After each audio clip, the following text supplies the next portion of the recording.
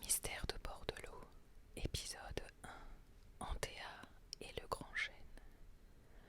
Notre histoire débute à bord de l'eau, un village à proximité d'une étendue d'eau douce, d'un bleu perçant, bordé par de nombreuses forêts grouillantes de mille et une vies, au pied d'une montagne étonnante appelée le Colibri. Cette dernière faisait la fierté de toute une région par son invraisemblable beauté et était à l'origine de nombreuses légendes répandues aussi bien chez les indénombrables visiteurs qui venaient la contempler que parmi les habitants de la vallée du Colibri. Cette vallée extraordinaire abritait de nombreux secrets. Pour les découvrir, il suffisait de prendre de la hauteur et ainsi apercevoir les courbes d'une femme allongée, paisiblement, en arc de cercle, comme endormie depuis des millénaires. On devinait son bras droit, formé de chemins escarpés qui faisaient la joie de nombreux randonneurs et skieurs du monde entier. Son bras gauche sous sa tête dessinait les contours d'une épaisse forêt qui protégeait la vallée des avalanches pendant les hivers rigoureux. À la pliure de son corps, le lac Naissance faisait apparaître un ventre arrondi, laissant penser que cette belle ingénue allait prochainement enfanter. La légende raconte que le lac Naissance aurait le pouvoir de rendre féconde n'importe quelle femme infertile les nuits d'éclipse lunaire totale. Pour accéder à ce bonheur indescriptible, un protocole rigoureux devait être observé.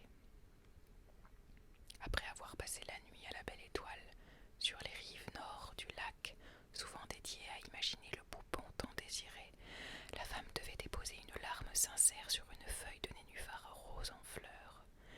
Puis, une fois la lune complètement éteinte, la demoiselle devait laisser dériver son présent sur le lac, peu importe la direction.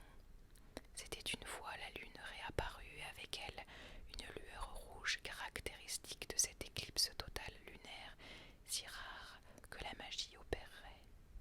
L'éclat de la flamme lunaire reviendrait alors colorer la larme de la future mère et lui permettrait de donner la vie. Une énième condition devait être respectée. Il était impératif d'honorer au mieux la vallée et la nature luxuriante environnante qui avait permis ce miracle. Depuis près de 16 ans, et malgré de nombreuses tentatives, aucune femme n'avait réussi à obtenir les faveurs du lac. La dernière femme à avoir vu son ventre s'arrondir après avoir sacrifié une larme lors d'une éclipse lunaire avait accouché d'une petite fille prénommée Antea, du grec anthos, qui signifie fleur. Ce bébé espoir était charmant, avec de longues boucles blondes, arborées de grands yeux bleus céruléens, de gracieuses pommettes rosées et de somptueuses taches de rousseur qui venaient pigmenter quelque peu son visage immaculé. Depuis son plus jeune âge, Antea était fascinée par la nature. À l'aube de ses 2 ans et alors qu'elle commençait à peine à marcher, elle sortait dans son jardin et passait ses après-midi au pied du grand chêne qui permettait à sa maison de rester à l'ombre pendant les longs étés brûlants. Son tronc était si large qu'il ne fallait pas moins de 6 hommes robustes pour l'encercler. Ses branches les plus hautes culminaient à près de 25 mètres de haut, surplombant ainsi l'entière vallée, jusqu'à la plus petite des maisonnettes. Il pouvait être vu par les habitants les plus reculés du village. Ses feuilles d'un vert éclatant poussaient en ramifications, semblables à de calmes serpents. On pouvait entrevoir entre ses branchages quelques glands étonnamment dorés, comme si le soleil les avait parsemés de poussière d'or. Lors de ces après-midi de beau temps, qui n'étaient pas rares aux abords du lac, la fillette s'allongeait entre 2 épaisses racines apparentes, à la recherche d'une légère brise de vent qui caresserait son visage, l'aidant à s'endormir paisiblement. Cette sieste quotidienne, bien que très ordinaire, semblait plonger le village dans un profond silence. L'énergie du chêne ressentie par tous les habitants résonnait comme une invitation au respect, à l'apaisement, à la sérénité et à l'écoute de la nature et d'autrui. Mais dès qu'Antea se réveillait, chacun reprenait ses activités comme comme si rien ne s'était passé, comme si une vague de magie était passée sur la vallée, presque comme un enchantement digne des contes de la petite souris américaine. Puis les années ont passé, les siestes devenant de plus en plus rares, ces moments paisibles devinrent occasionnels, bien qu'Antea apprécie encore quelques soirées passées au pied du vieil arbre pour lire ou simplement rêvasser. Chacun avait une profonde admiration pour la jeune fille que l'on trouvait ravissante et agréable, elle qui exprimait volontiers son lien particulier avec le chêne qui vieillissait fièrement au fond de son jardin. Les vacanciers habitants de ce havre de paix étaient de plus en plus nombreux, ce qui obligeait la mairie à accepter la construction de nouvelles habitations. De plus en plus de propositions d'aménagement urbain étaient acceptées par la municipalité, transformant ainsi le doux paysage de bord de l'eau. C'est un matin d'avril ensoleillé que l'impossible arriva. Un promoteur immobilier avait sonné à la porte d'Antea et sa famille pour leur annoncer que le vieux chêne devait être abattu dans le cadre d'un vaste projet de construction touristique. Pourtant âgé de plus de 300 ans, et bien que témoin de toute l'histoire du village, il devenait un obstacle à son développement et entravait l'homogénéité du plan d'urbanisation.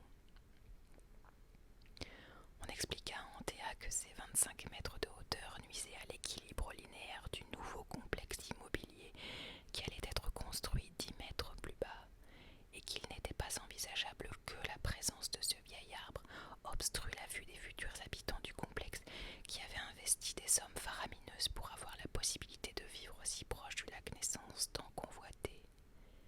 C'est le cœur lourd que toute la famille assista à l'abattage de l'arbre, à peine une semaine plus tard. Antea, dévastée, décida de garder un petit morceau de son écorce avec lequel elle confectionna un médaillon. Au milieu de celui-ci, elle plaça un opercule rempli d'eau du lac, qu'elle savait être à l'origine de certains faits extraordinaires. Sa naissance pouvait en témoigner. Elle espérait ainsi pouvoir garder en vie son vieil ami autour de son cou, tout près de son cœur. Les semaines passèrent, l'été commençait à arriver. Soudainement, Indra, la mère d'Antea, tomba gravement malade, et après de nombreux examens, le diagnostic tomba sous le nom barbare de leucémie aiguë myéloblastique. Pour simplifier, l'équipe médicale avait expliqué à la jeune fille aux boucles d'or que la moelle osseuse de sa maman produisait trop de cellules sanguines précoces qui ne parvenaient pas à devenir des cellules sanguines matures, donc à se transformer en globules rouges, petits soldats transportant l'oxygène à l'ensemble des cellules du corps. Indra était en train de s'asphyxier. Il fallait agir vite en l'hospitalisant d'urgence pour la soulager et trouver un traitement adapté.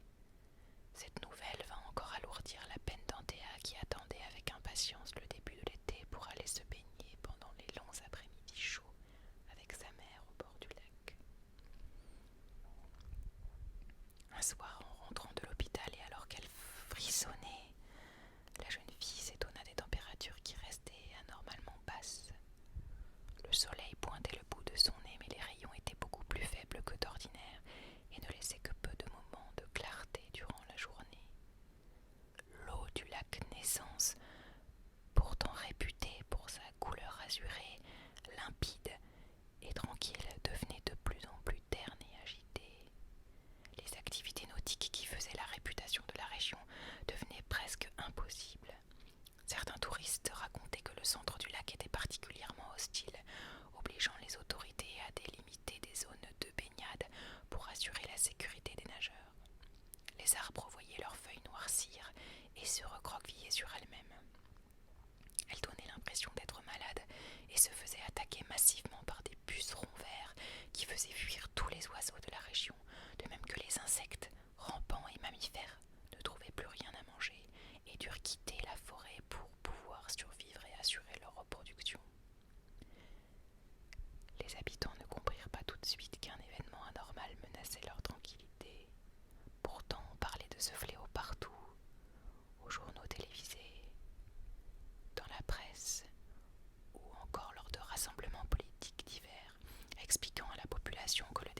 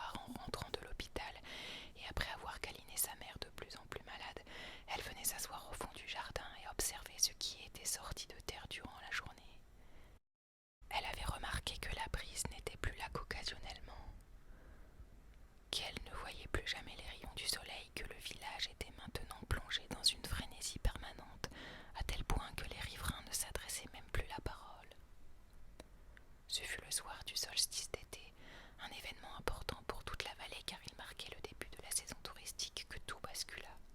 Le soleil n'avait pas pointé le bout de son nez depuis maintenant plusieurs semaines, laissant la vallée continuellement sombre, poisseuse et grasse.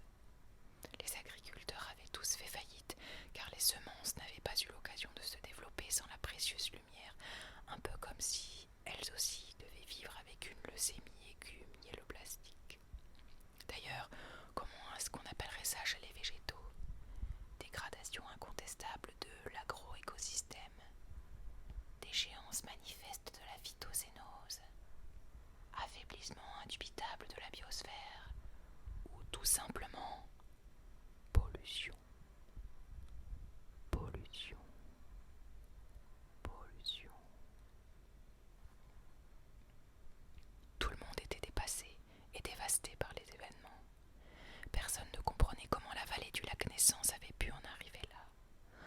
Antea, effondrée pour toutes ces raisons et agacée par l'ouverture annoncée de Verdura 2 jours plus tard, alla se réfugier au fond du jardin, en larmes. Elle s'allongea sur le sol, plaça son visage entre ses bras et hurla de tristesse devant le spectacle que son village caché par le béton offrait.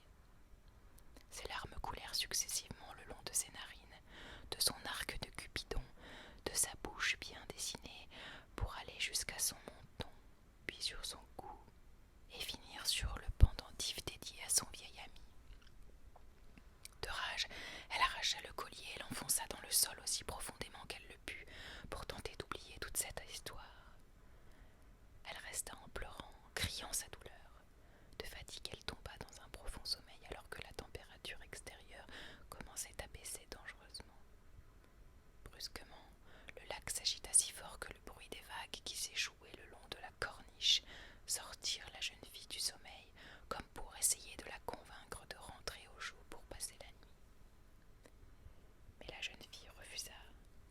Antea pensa alors à Indra, sa douce mère qui aurait sûrement fini par lui apporter une couverture pour éviter qu'elle ne prenne froid et ne tombe malade. Au lieu de ça, elle sentit comme un petit vent chaud l'entourer, quelque chose de rassurant, de réconfortant, de généreux, comme les bras invisibles d'une maman soucieuse du bien-être de son enfant chéri. Antea regarda soudain son pendentif enfui dans la terre et s'adressa à lui de la même façon qu'elle le ferait pour parler à sa mère, à qui elle aimait tant se confier les soirs d'été au bord du lac. Elle lui fit part de son regret face à la disparition de celui qui se dressait ici fier comme un roi, de son souhait d'avoir la possibilité de revenir en arrière afin de le retrouver, car la vallée était l'ombre d'elle-même et que personne ne s'en préoccupait. Paroles salvatrices, après lesquelles elle éclata encore plus vigoureusement en sanglots. Puis, lentement, elle finit par se calmer pour s'endormir exactement là où siégeait encore fièrement son vieil ami, il n'y a encore que quelques jours. Le lendemain fut confus, triste et engourdi pour Antea, qui n'eut pas d'autre choix que de se faire une raison. Les riches promoteurs avaient gagné cette lutte atroce contre la nature. Ils avaient assassiné lentement, à coups de béton armé et de métal, son cher village et toute la beauté de la vallée. Le complexe immobilier était bien là, debout, fort, robuste et insubmersible, comme l'architecte aimait le répéter. Insubmersible, c'est ce que tout le monde croyait. Alors que les jours s'assombrissaient toujours plus, et avec eux le moral d'Antea et celui de tout le village, une vigilance météorologique de grande envergure fut déclenchée. Les météorologues annonçaient un tremblement de terre très près du lac. La magnitude ne pouvait être anticipée avec certitude, puisqu'aucune donnée antérieure ne mettait en évidence l'existence d'une zone sismique par le passé. Toute la région avait donc pour ordre de se rendre sur les hauteurs et de rester à l'abri pour se protéger d'une éventuelle vague submersive en provenance du lac. Bientôt le ciel s'assombrit encore davantage, des trombes d'eau tombèrent toute la nuit, et le vent d'une violence invraisemblable emporta avec lui une partie des maisons du village et les quelques bordeliens qui avaient refusé de grimper sur les hauteurs du village. Les scientifiques ne s'étaient pas trompés. La nature manifestait son mécontentement pour avoir été négligée et reprenait chastement ses droits. Le lac finit lui aussi par se réveiller en sortant de de son lit, il alla s'engouffrer jusque sur les hauteurs, inondant les maisons et emportant aussi avec lui Verdura pour finir sa course dans le jardin d'Antea, terrifié sur le canapé. Ce n'est que vers 5 heures du matin que la tempête cessa et que le lac Naissance regagna sa place. Les pertes étaient immenses, tant sur le plan humain que sur le plan matériel. Les survivants peinaient à sortir constater les dégâts. Personne ne voulait être le premier à découvrir ce désastre. Au bout de plusieurs longues minutes, le père d'Antea se décida à passer le pas de la porte. Le souffle court, il s'arrêta sur ce qu'il restait du perron de sa porte, médusé. Quel ne fut pas son étonnement lorsqu'il constata que la totalité du nouveau plan d'urbanisation de la vallée avait disparu. Les complexes immobiliers, les installations commerciales, les piscines chauffées et autres distractions touristiques avaient été emportés par la féroce tempête pour laisser place à une forêt abondante, touffue, épaisse et étendue sur des kilomètres. Des arbres foisonnants de vie et de beauté, des fleurs aux couleurs éclatantes parsemées un peu partout, une herbe verte qui respirait la fraîcheur. Le spectacle était si agréable à voir. Un écureuil passa à toute vitesse sur la gauche, un gland à la patte, et alla se faufiler au sommet de la plus haute branche d'un arbre. De l'arbre, celui avec qui tout avait commencé, le vieux chêne bien sûr. Il trônait fièrement au fond du jardin et semblait être celui ayant réellement gagné la bataille. Il était encore plus haut, plus fort, plus puissant, son tronc encore plus large et ses feuilles encore plus vertes qu'auparavant. Après un instant d'admiration, le père d'Antea s'approcha de l'arbre. Sur le bout d'une de ses branches pendait le médaillon d'Antea. Peut-être était-ce une forme de gratitude de la part de l'arbre envers la jeune fille qui venait de sauver toute la vallée. Une fois arrivé tout près du médaillon, le père vit que les contours de celui-ci étaient toujours visibles, mais que l'opercule renfermant l'eau du lac Naissance avait été brisé. Personne ne sut réellement jamais l'origine de ce miracle. Certains pensaient qu'il provenait de l'amour sans limite d'Antea pour cet arbre et la vallée, tandis que d'autres imaginaient que c'étaient les larmes d'Antea qui, en se déversant à l'endroit où elle avait enfoncé le bijou, s'étaient mélangées à l'écorce du chêne et à l'eau du lac, produisant ainsi une sorte d'enchantement. De cette façon, la demande d'Antea à cette jeune fille unique et en filiation directe avec le lac et la richesse de bord de l'eau put être exaucée. C'était un peu comme si le lac Naissance avait agi en tant que mère portant secours à son enfant en détresse.